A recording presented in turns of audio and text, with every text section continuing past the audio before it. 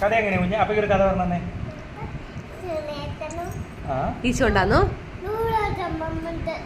നൂറാട്ടമ്മ ഉണ്ടാന്നോ? ബാക്കി പറ.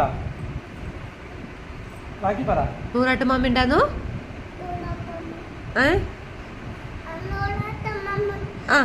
ഇത്തേക്ക് നൂറാട്ടമ്മ ഉണ്ടാന്നോ? പിന്നെ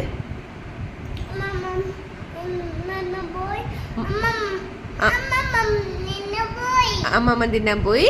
എന്നിട്ട് പോരാട്ടുമാമ കുത്തക്കുവാട്ടുമാമ കാണാ പോയി. അപ്പൊ ഈട്ടോ ഓടി രക്ഷപ്പെട്ടേ ഉള്ളു.